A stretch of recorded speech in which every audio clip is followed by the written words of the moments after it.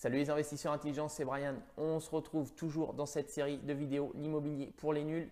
Troisième vidéo, on a parlé du cash flow, on a parlé de la rentabilité. Troisième vidéo, troisième principe de base et hyper important que vous devez comprendre, l'effet de levier bancaire. C'est grâce à lui que l'immobilier est si intéressant, que nous investissons en tant qu'investisseurs intelligents dans l'immobilier, que nous nous portons prioritairement sur l'immobilier comme investissement et encore plus pour tous ceux qui, comme moi, partent de zéro et qui n'ont pas de capital de base, pas d'héritage, pas de quoi pouvoir acheter avec leurs finances un bien.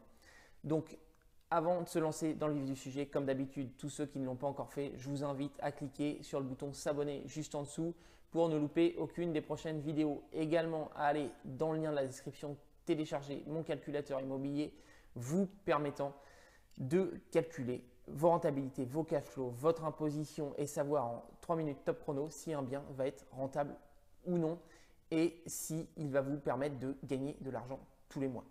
Voilà, présentation faite, on attaque le sujet du jour, l'effet de levier bancaire. C'est quoi? À quoi il me sert? Pourquoi il est si important? Eh bien, l'effet de levier bancaire, c'est quoi? Ce mot, il vient tout simplement de la physique. Un effet de levier, c'est en physique quelque chose qui vous permet de lever un gros poids alors que vous mettez très peu de force. Ça veut dire quoi? Rappelez-vous quand vous étiez enfant, que vous alliez, vos parents et vous portaient dans l'aire de jeu, vous aviez une fameuse balançoire où vous jouiez toujours avec votre meilleur ami qui était une balançoire où il y en avait un qui s'asseyait dessus et l'autre qui était de l'autre côté. Alors, quand un s'asseyait, hop, vous faisiez un tout petit effort et vous levez l'autre. Réfléchissez un petit peu à ça, comment ça marche. Si vous essayez de comprendre, vous réfléchissez un tout petit peu et vous vous rendez compte que la personne en face de vous faisait 30 kg, le même poids que vous. Si vous aviez essayé de la lever comme ça, vous n'auriez jamais réussi. Et là, grâce à ce levier, tout simplement, vous vous êtes mis au bout et vous avez à peine fait ça. Et qu'est-ce qui s'est passé? Vous l'avez levé entièrement. Et ça, c'est l'effet de levier. Vous pouvez lever un poids, un gros poids, avec très peu d'efforts de l'autre côté. C'est schématique pour la finance, mais c'est exactement la même chose. C'est-à-dire que vous n'avez pas d'argent et en faisant un tout petit effort, qu'est-ce qui va se passer? Vous allez lever 50, 60, 70 000, 100 000.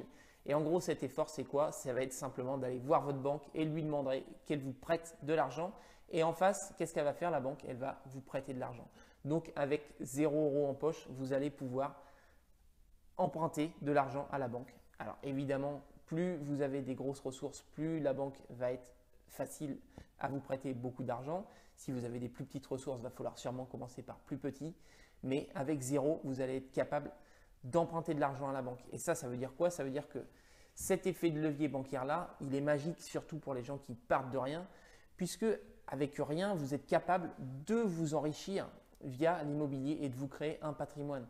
Si vous aviez attendu d'avoir cet argent sur votre compte en banque, imaginez le nombre de temps que ça aurait duré. Combien de temps vous mettez à mettre de côté 100 000 €? Combien de temps vous mettez? C'est quasi impossible sur l'échelle d'une vie en travaillant. Si vous n'avez pas d'investissement à côté, vous allez mettre un temps monstre. Vous allez mettre 20 ans, 30 ans à mettre 100 000 € sur un compte pour acheter quelque chose cash. Il n'y a absolument aucun intérêt. L'effet de levier bancaire, justement, c'est ça qui nous permet, c'est d'emprunter de l'argent qui va nous permettre de nous enrichir.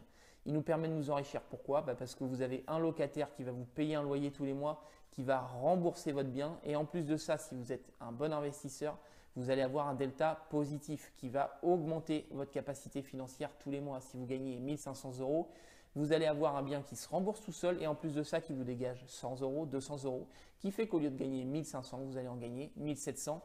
Et en plus de ça, sans vous en rendre compte, parce que ce n'est pas de l'argent qu'on touche, ce n'est pas de l'argent qu'on voit sur notre compte en banque, on n'a pas l'impression d'être plus riche pour autant, mais vous avez quand même quelqu'un qui vous rembourse une mensualité tous les mois. Ça veut dire que dans 20 ans ou même dans 3 ans, si vous décidez de revendre ce bien, eh bien, vous aurez remboursé 500 € tous les mois pendant 3 ans, ce qui fait que si vous avez acheté le bien 100 000, même si vous leur vendez 100 000, vous avez déjà remboursé 15 000. Donc, vous avez 85 000 à rembourser à la banque et il vous reste 15 000 sur votre compte en banque. Ça, c'est mathématique, il n'y a rien de plus à comprendre. Quand quelqu'un vous rembourse une mensualité, vous vous enrichissez. Et rien que de faire ça, eh bien, tout simplement, ça va vous permettre de construire au fur et à mesure un patrimoine en remboursant les biens. Et le but, c'est d'avoir toujours un cash flow positif pour vous permettre de mettre de l'argent de côté et de réinvestir et toujours réinvestir et montrer à la banque que ce capital, vous êtes capable de le créer grâce à l'immobilier pour qu'il vous prête une deuxième fois, puis une troisième fois, puis une quatrième fois, puis une énième fois jusqu'au maximum que vous puissiez atteindre.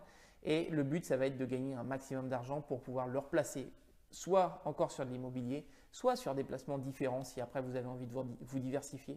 Mais c'est ce que vous permet cet effet de levier bancaire. Il vous permet de partir de rien et d'emprunter des très grosses sommes. Donc, il faut vraiment que vous mettiez ça dans la tête, surtout aujourd'hui où je vous parle, on est en 2018, vous achetez l'argent très peu cher. Vous achetez l'argent avec des taux de 1,5%, 1,3%. En ce moment, on est dans des taux qui sont à 1,35, 1,40. C'est des taux records qu'on n'a jamais eu, qui remonteront forcément probablement un jour, j'en sais rien, je ne suis pas devin.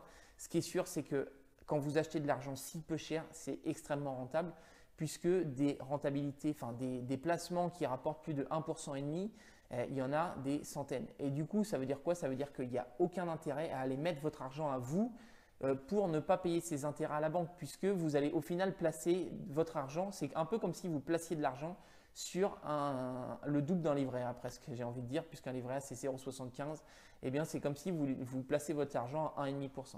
Donc ça n'a absolument aucun intérêt et c'est ça le but de l'effet de levier bancaire. Vous partez de zéro, vous empruntez, enfin du moins vous mettez zéro de votre poche et vous empruntez une grosse somme avec rien. Ça, c'est l'effet de levier bancaire, c'est ce qu'il faut que vous compreniez, ce qu'il faut que vous utilisiez si vous voulez être un bon investisseur immobilier.